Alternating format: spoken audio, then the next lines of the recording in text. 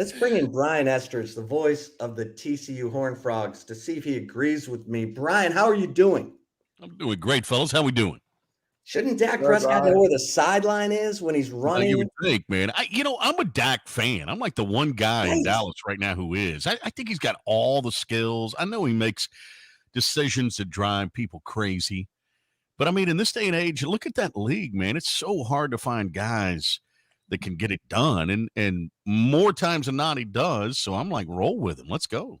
I know, but I love him, and he got me 36 points in fantasy last night. But I just need him to know where the sideline is on that 2-point conversion, because then they're driving for a field goal instead of a touchdown at the end. Anyway, speaking of the NFL, I'm wearing this shirt for you, Chip Brown. Oh, you are? Can you see it? I don't know if you can see it. I Let me might have see. to lower my You camera. might put that camera down a little bit, Brian. There you go. Well, I got to go this Lions. Oh, I'm wearing my Lions football shirt for you today, That's man. right. You and I have some mutual Lions interest. Yes, we do. Yes. And this is a good year. Brian, I don't know if you know, I went to the Lions game in Tampa. Did you when they wore the creamsicles? And the Bucks wore the creamsicles, and the Lions put it to them. Yes. And it was beautiful. Oh, look, there's Wayne Fonts calling me right now. Wayne, yeah, I'll call him later. Cocaine Lane. Big cat. Let's go. Our man. Yeah. How we doing, guys?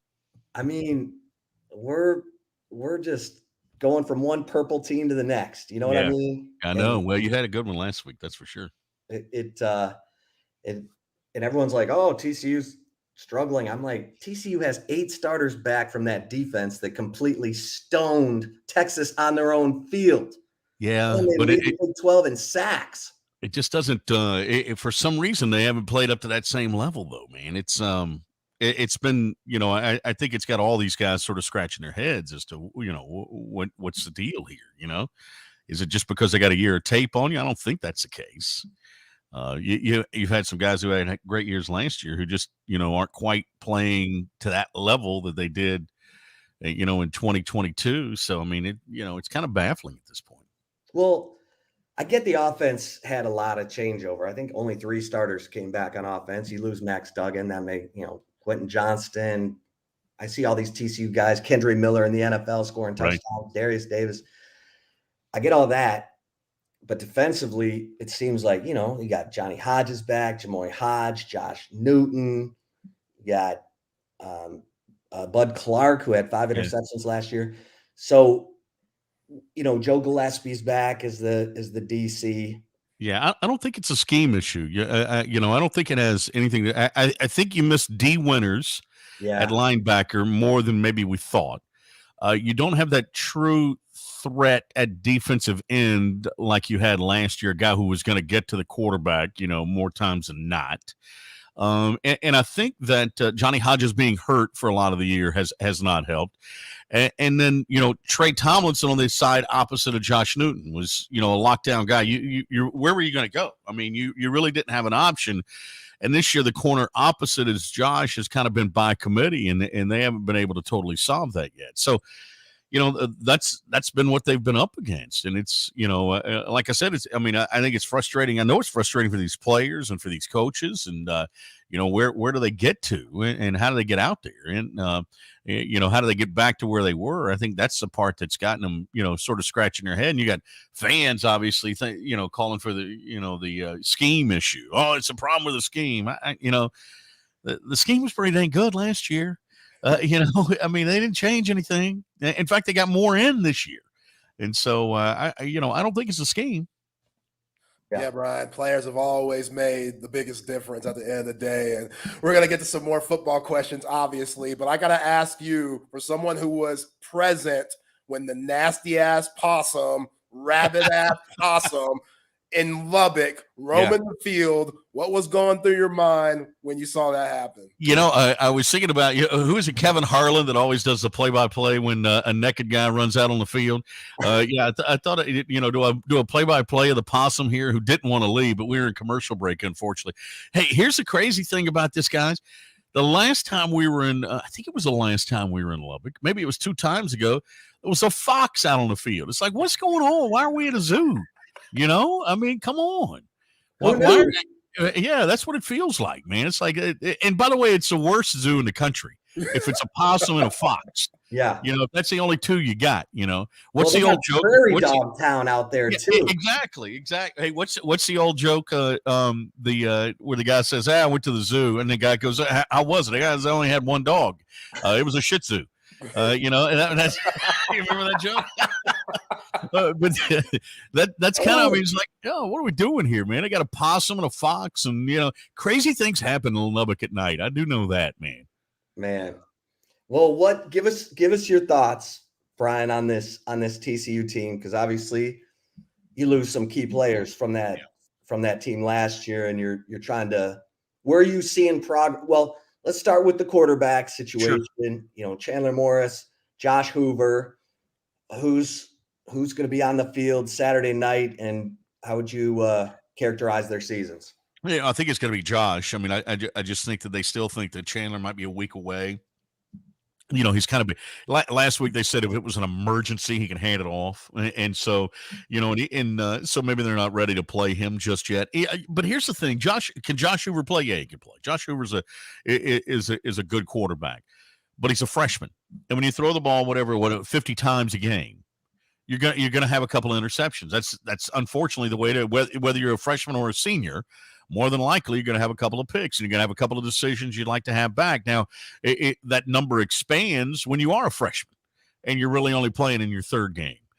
And that's what you're seeing out of Josh Hoover now. And so I'm not down on Josh or his potential or what the future looks like for him at all. He kind of reminds me, this will seem sacrilegious to TCU folk, but he kind of reminds me a little bit of an Andy Dalton, who that first year, if you remember, and you might remember this, Chip, he was, he made some mistakes. We went to Air Force and he threw a pick late that wasn't good. And, I mean, you just kind of had to survive with him that freshman year.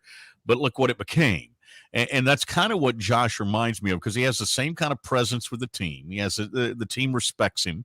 He handles himself well. He works hard. So, between he and Chandler, I think you're okay at quarterback. I really think you are for this team this year.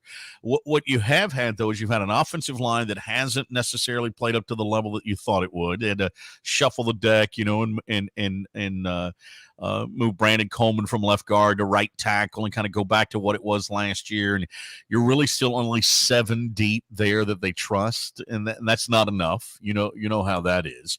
And then you've had some receivers that have just really been banged up. Last week you didn't have Jack Besh. You didn't have Warren Thompson. You got Chase Curtis, a tight end, who is out.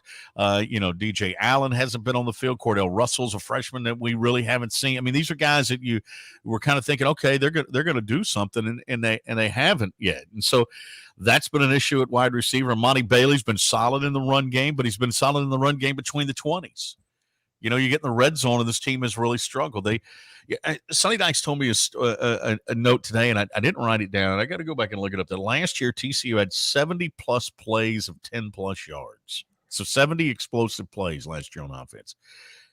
And this year, it's like 9. I mean, it's some crazy number. Don't hold me to that one, okay? Nobody tweet that out, because I don't know if that's a fact. But it's similar to that. I mean, it's like, oh, that's the problem. There just haven't been any big plays, and then you throw red zone turnovers in, and I mean, it's kind of been, and then there's been no takeaways. The 4 TCU losses in league play, they've got 0 takeaways, 0. Wow. I mean, there's your answer right there, right? Yeah. Brian, have you seen any type of just discomfort with this offense due to the loss of Garrett Riley and Kendall Browse coming in? No, I don't think so. I'll be honest with you. I like what Kendall does offensively. I love the fact that there is an emphasis on the run game. I like the fact that the tight ends are involved. This is me personally. Would I like to see a few more shots downfield? Yeah, because I kind of got used to it last year. I mean, that's why. I mean, I was never really that kind of guy before, but I think that'll come. I really think that next year you'll see this offense have more of that in it. But I like what he does. I like how he challenges people, how he strains defenses, how he pushes the tempo. There are some times with young players where they might get a little too fast for themselves, and that happens. But I don't think it's that, Zay. Other than Potentially, you might have, you had coaches on this staff who were with Garrett, who now Kendall comes in and the system's different, so is that difficult for them, to sort of the approach changes a little bit. So there may have been some of that early on, but I don't think that, I don't think that I've seen any red flags though, from that perspective. In fact, other than, you just had untimely turnovers. That's a big thing, and you haven't had the explosive plays for whatever reason, like you had last year. And maybe we took Quentin Johnston and Kendre Miller and Darius Davis for granted. Maybe that's what it was, because those guys are playmakers. Well, how much, the true Art Briles offense, the receivers out, wider than the numbers, the tempo, the first read is a go route. The second read is a quick slant. Yeah. I don't think it's that. Yeah. I don't think they're doing that. I'll be honest. I don't think, I think they are spreading teams out, trying to, with formation. I do think that you do have the tempo, but we haven't seen the verts like you would see, at Baylor back in the day, 4 guys running straight down the field. You haven't seen much of that. And so I think this one is really more, this is more of a run game, even though the numbers don't show it when you look, and Josh Hoover's throwing it 50-something yards, 50 times a game. It's because they're having to, because they haven't been able to run the ball like they want. But it's a short passing game. It's a side-to-side passing game. It's almost like long handoffs at times, I think that's kind of where they've been good.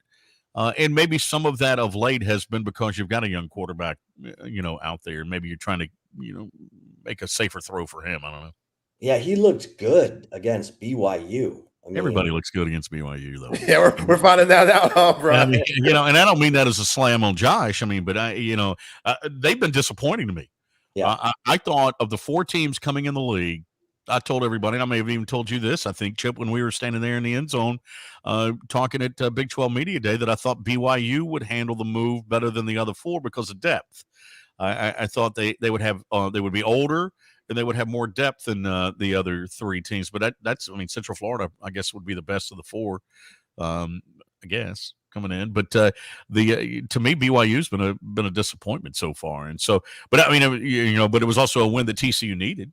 There's no question about it, and they handled up on them pretty good. Brian, what's the fan base looking like right now? Because it's very easy to look at Sonny Dykes and say, well, he inherited Gary Patterson's that's team such a crap when people say that. That's it really is.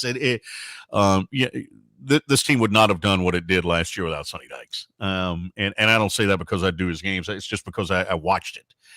He pushed all the right buttons. He didn't make a mistake last year in getting this team ready, getting them prepared week in and week out, and in having them believe in themselves.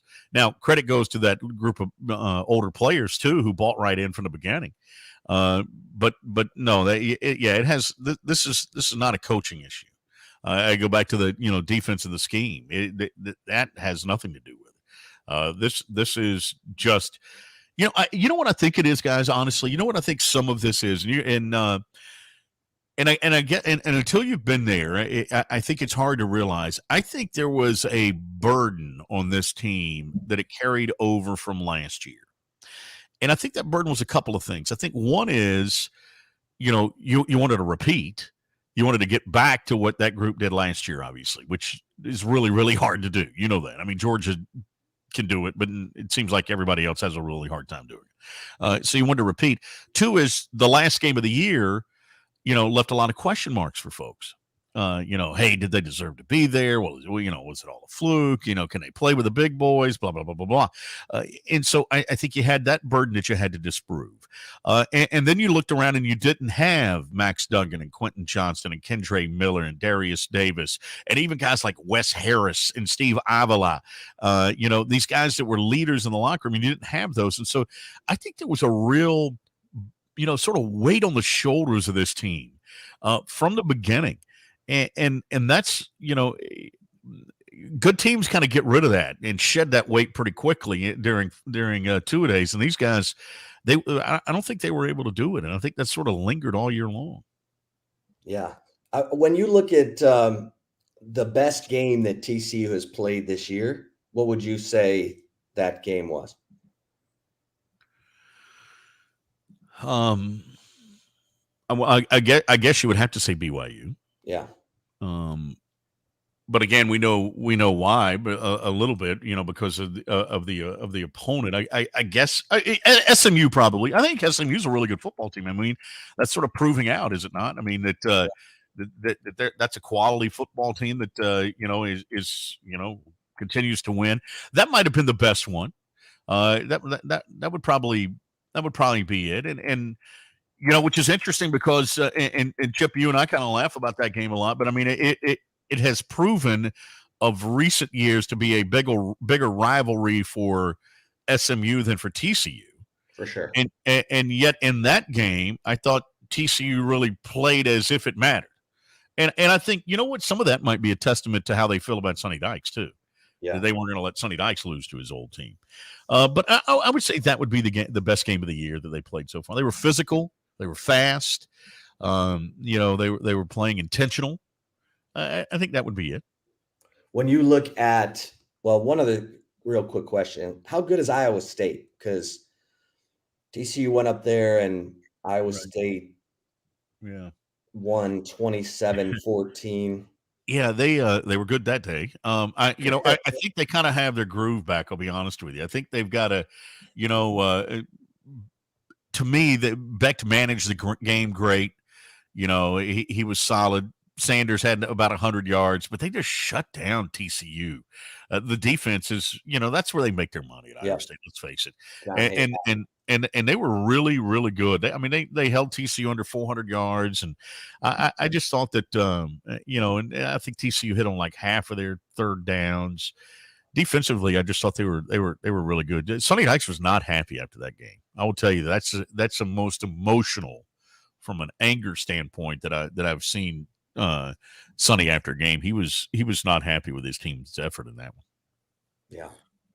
Brian, in your opinion, what does this team need to do to get more consistent and rack up more wins? I think they got to have some success. I mean, I think they just, and Chip brought up this point earlier. I mean, it's not a roster that's void of talent.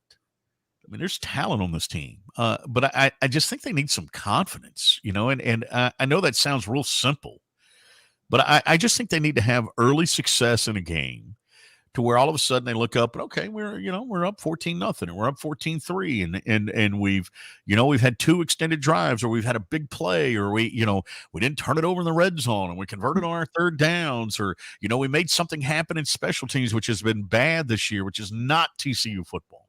I think if they can just have a couple of those things happen, then I think this team knows that they can get on somewhat of a roll. The problem is, you're running out of time now. You're down to 3 games, and you got to get 2 of these in order to play in postseason. And so, then you worry about pressing, and this team's kind of been pressing all year. And so, I just think if they can have some early success Saturday night against Texas, I think that'll go a long way toward to getting this team bowl eligible. I think that's still the ultimate goal. Obviously, have Baylor the following week, and then have to go to Oklahoma on the Friday after Thanksgiving. But I think it's simple. I don't think it's a rework of the offense, or they got to make a change here. They just got to have some success, and they got to believe. One of the things that last year worked really good was that, and Sonny Dykes talked about this, is that they realized there was a method to the madness, and they trusted the system. They thought their stuff was the best stuff going. That team thought their offense was the best, that Joe Gillespie's defense was the best, that on special teams they thought their didn't stink. And this year they don't, for some reason it's crept into, they don't think that way, I don't think. And I think that has what they've got to overcome. That's got to be what they have to overcome. Well, when you look at the matchup with Texas, what do you think is the key here? Or, where do you? It's obviously it's up front. I mean, that defensive line of Texas is so good. It's so big and so physical that somehow this offensive line has to rise. They're going to have to play their best game of the year. at the offensive line spot in order for this team to be successful. To me, it's simple as that. It's not Hoover having to throw for 400 or Amani having to run for 150 I mean, that offensive line has to block.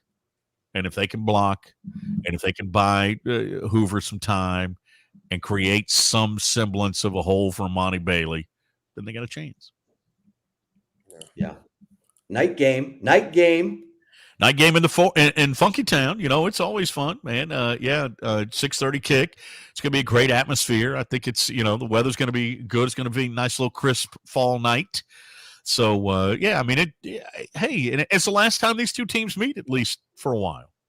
I think they meet in the future, but at least for a while, you know, it's the last time they meet. And so let's see how it plays out. I mean, and TCU always seemingly plays well against Texas.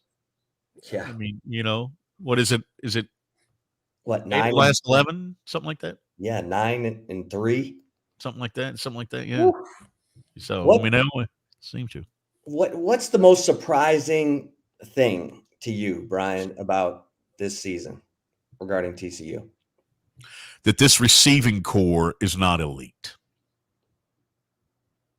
I thought I watched them in the spring and in the fall, and I thought, man, these guys there's 6 pros in that room. And they may be, but they haven't been able to perform at that level. And I think and I'm not blaming them. I'm not sitting here going, I'm not calling those guys out. What I'm saying is, you know, and it could be getting the ball to them, you know, quarterback not having enough time to throw it, situations that TCU has been put in. But I thought we were going to see an elite group of about 6 receivers, all with 40 catches on the year. You know, that's really what I thought it was going to be. And they don't have anyone in the top 10 in the Big 12. Your best receiver is Jared Wiley, the tight end, the Texas transfer. Yeah. Who's special. I mean, he's and he gives you all he's got every day. But he's real, but he's also, due to injury and whatever, has been the real consistent one too. He's been out there every week. You know, the others have not. They, you know, through injury and whatever it is, I think it's all injury. They haven't been out on the field, and so I think that's been the other thing is at least Jared Wiley's been consistent. Who are the 2 best teams in the Big 12? I think they played last Saturday. I think Texas and Kansas State are the 2 best teams in the Big 12. Yeah. I was really impressed with Kansas. I mean, Kansas State, you know, crushed TCU. I was really impressed with them. I like the way they handled it against. Now they played more 2 quarterback stuff against TCU than they did against Texas, right? You saw Howard predominantly in the second half, right? I was kind of I was fishing.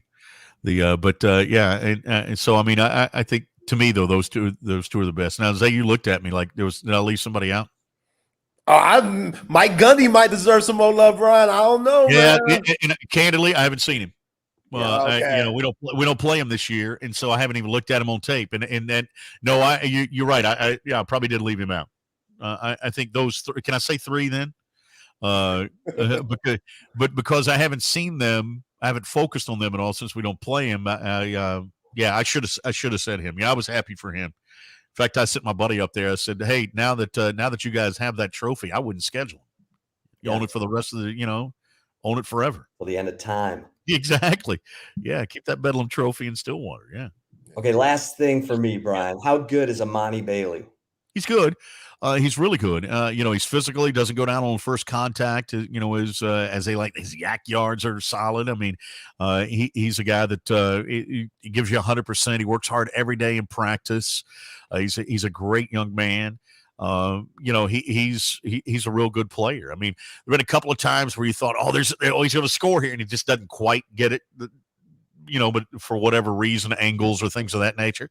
But I think he's on the verge of busting one of those, 50-yard runs. It just feels like it. Kendra had one last year against Texas, I think, right? It was a big one. I just feel like that, you're about to see that out of Amani Bailey.